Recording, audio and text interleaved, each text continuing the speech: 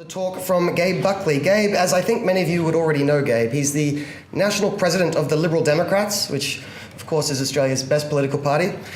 Started by a dashingly handsome young man, but that's neither here nor there.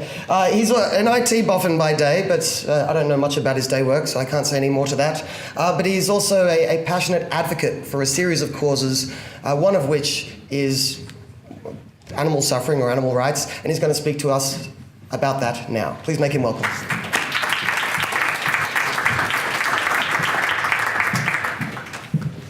So we all like rights. Rights are pretty fundamental to who we are. Let's try and dig a little bit deeper into where they come from, why they're worth protecting, and how we actually go about protecting and preserving those rights without infringing on more rights in the process.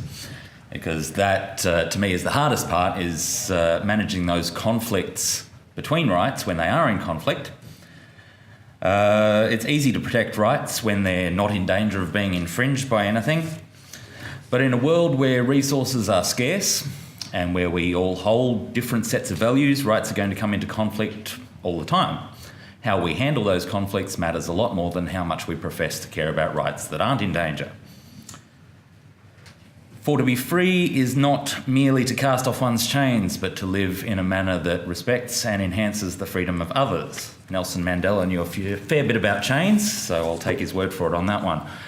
So why do we concern ourselves with ethics at all? Why do we invest so much time and energy lying awake at night, discussing with our friends and arguing on Facebook about what is the right way to live?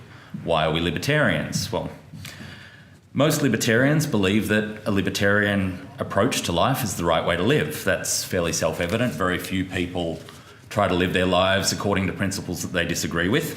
Why do we believe that the libertarian approach is the right one to live our lives by?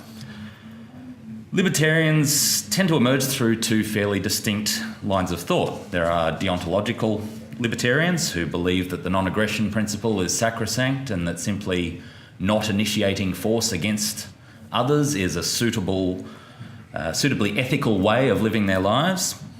And on the other hand, there are consequentialist libertarians who believe that applying libertarian principles results in the best possible outcomes for the safety, security, prosperity, and general well-being. So on one hand, you have a very principled school of libertarianism, on the other hand, a very utilitarian school of libertarianism. And the chances are, if you look deeply inwards, you'll probably find elements of both resting in your little black libertarian hearts. But it doesn't really matter which path we took. Your journey into libertarianism should have led you to a couple of conclusions. It's wrong to hurt others without their permissions, and it's wrong to take their possessions or commandeer their property. Others have rights and they should be respected. Not respecting other people's rights results in violating the NAP. Not respecting others' rights has negative implications for safety, security, stability, and the happiness of the society in which we live. Violating rights is bad. Bad things happen when we violate rights. Deontological consequentialist. So where do rights come from and why do we have them? Well, religious people have a fairly easy answer for that, but godless heathens like myself require an evidence-based approach. So anyone who has ever looked at an introductory psychology textbook should be familiar with Abraham Maslow's hierarchy of needs, often expressed as a pyramid with your base physiological needs like food and shelter down at the bottom of the pyramid, airy-fairy intellectual stuff like self-actualization up the top. The crux of that theory holds that the needs higher up the pyramid can't be met until the needs beneath them on the pyramid have been satisfied. And that's fairly elementary. It's very difficult to focus on a fulfilling career if you are spending most of your life scratching around trying to find something to eat. Maslow's hierarchy provides us with a very nice launchpad into a discussion of rights, because each of those levels of the pyramid that deal with needs can also be expressed in terms of rights. The bottom levels of the pyramid revolve around things like your right to live, your right to be free from threats against your security and safety, and your right to manage your own affairs in some way. Moving up the pyramid, you find softer rights, such as the right to freely associate, to worship or not, according to our beliefs, and to pursue a career. The higher we go, the more esoteric those rights become. And not only do we find that as we climb that pyramid, the rights themselves become less rooted in the physical world, but the consequences of violating those rights become less extreme. Now, the consequences of violating someone's right to freely associate are severe, and the effects of loneliness and isolation on the psyche are as profound as they are well documented, but they are nowhere near as extreme as the consequences of denying somebody food. So if all needs are not created equal, it thusly follows that all rights must not necessarily be equal. This is reflected pretty much everywhere we look. Murder is taken more seriously than robbery. Up until very recently, saying mean things about people on the internet wasn't even considered a crime at all. So this correlation of more urgent needs to more grievous consequences to more concrete and gravely protected rights is no accident. It all ties back into the amount of suffering that occurs when those rights are infringed, and the impact that that suffering has on life, liberty, and prosperity. So the question is not, can they reason? Nor can they talk, but can they suffer? Jeremy Bentham, leading English Enlightenment scholar.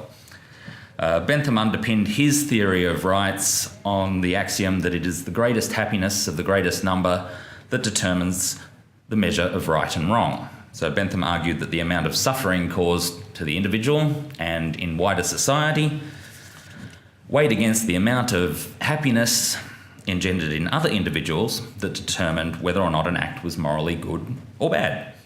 Now this brings us to a line of reasoning that we can use to justify our claim to rights. So the natural inclination of all of us is to climb the hierarchy of needs as far as our capabilities and circumstances will allow. To put enough distance between hunger, disease and predation for long enough that beings can pursue higher order rights such as companionship, reproduction and status among their peers. To infringe upon one's rights is to deny the actualisation of one or more of their needs, which results in an increase in their suffering and a corresponding decrease in their happiness. Our rights are worth protecting because when those rights are threatened, it induces real physical and physiological reactions in our bodies. Fear, anxiety, loneliness, distress and pain are not just in our heads. It's not that we have a right to free ourselves from suffering because we can conceive of the notion, nor do we have a right simply because we can ask others to respect them.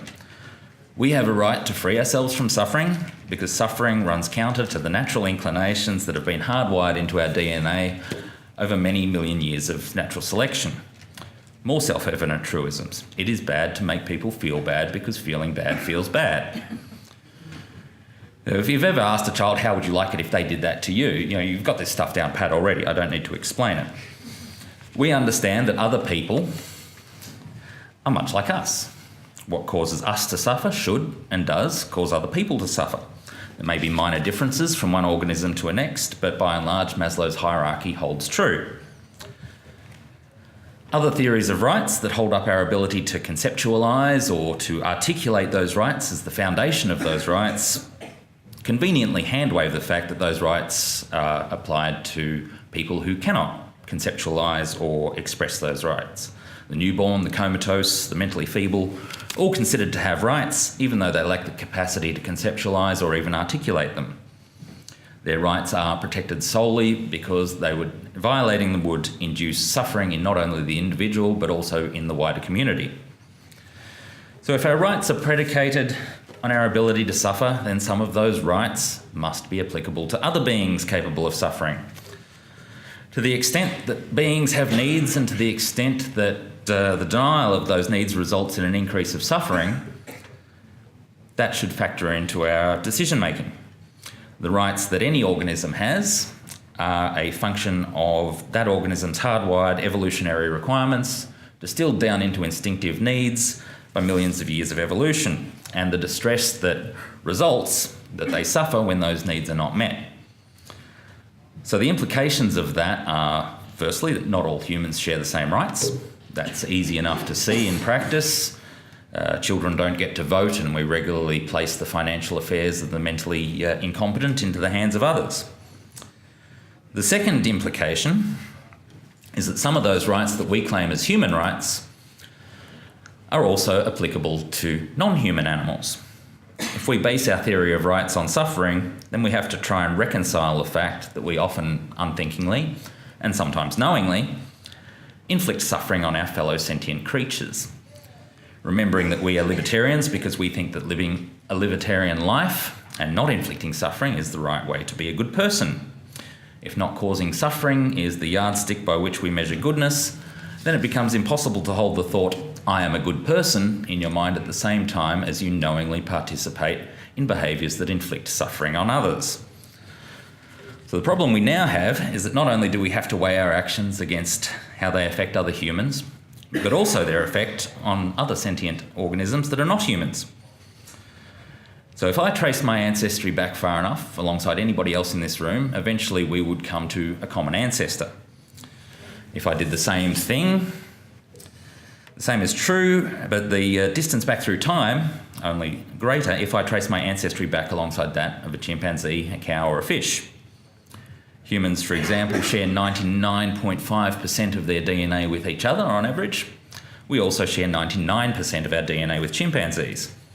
Not only can we observe that the same things that cause us suffering, pain, hunger, thirst, fear and loneliness, also cause other animals to suffer. We can observe that other animals have similar physical and physiological structures to us. If a pig has similar nervous and endocrine systems to a human, then it stands to reason that those systems function in a similar manner, including elucidating similar distress responses. Pig suffering might well be very different to human suffering. No one can truly know the mind of a pig, but none of us here can truly know the mind of the person sitting next to us.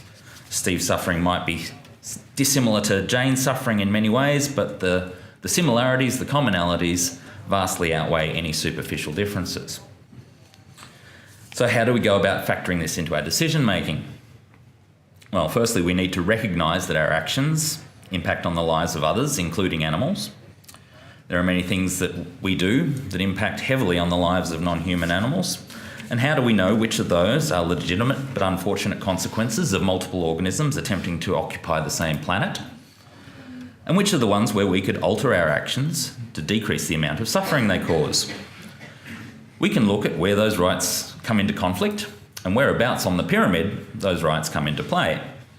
Humans that live in stable modern societies don't really need to worry about the bottom two levels of Maslow's pyramid. None of us here are living hand to mouth trying to find enough to eat or worrying about being killed or maimed just going about our business.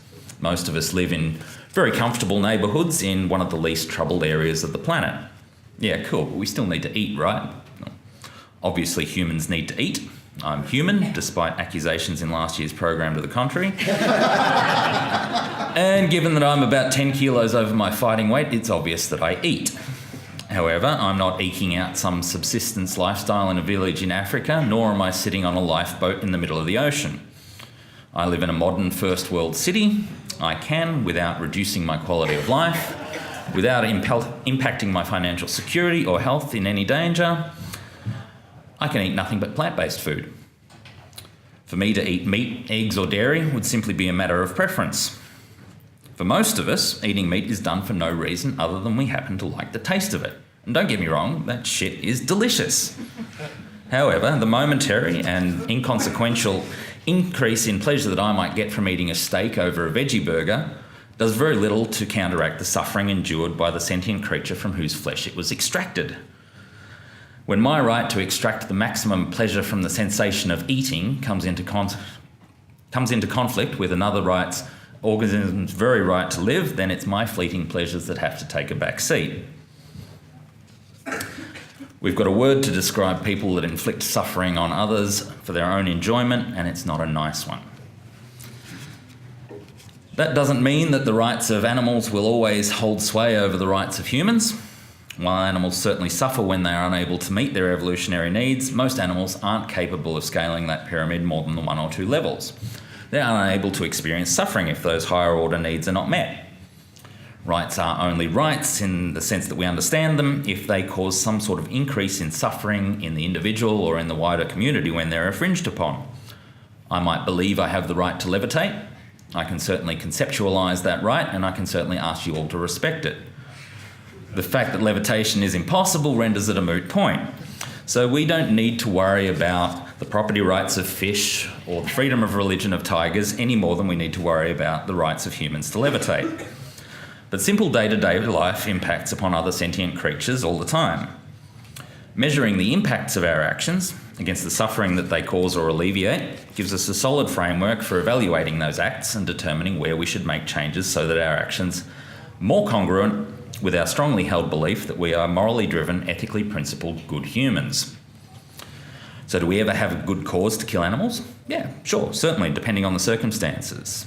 Ridding our homes of disease-carrying vermin, clearing our immediate environment of dangerous predators not only results in healthy humans, it also decreases the overall levels of anxiety surrounding disease outbreaks and wild animal attacks.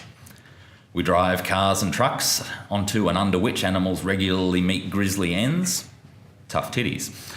The reduction in human prosperity that would result if we no longer use mass transport vastly outweighs the suffering of the occasional squashed koala. But leather and wool might feel nice to wear, but it's really no reason to rank the tiny increment in happiness that you might get from wearing a wool suit over a linen one more highly than the impact of wool production on individual sheep. Why would you go and watch exploited animals take part in a rodeo or a circus when you could just go and watch a movie instead? So to try and wrap all that up, we like to think of ourselves as being good people. We try to live according to libertarian principles because we believe that doing so makes us better people than we otherwise might be. We accept that key among libertarian principles is the notion that we respect the rights of others and refrain from causing unnecessary suffering. We certainly don't cause suffering only for our own enjoyment. We know that we are capable of suffering due to the fact that we possess brains, nervous systems, and endocrine systems that enable us to experience sensations such as pain, cold, fear, and loneliness. We know that humans are not significantly different from other organisms that also possess brains, nervous systems, and endocrine systems. We can deduce, by the presence of those systems and by the observed behaviour of other animals, that they experience suffering in similar ways to humans. We can't, without resorting to some very extreme mental gymnastics, reconcile the fact that we regularly undertake behaviours that induce suffering in sentient organisms solely for our own enjoyment with the belief that we are good people. Thank you.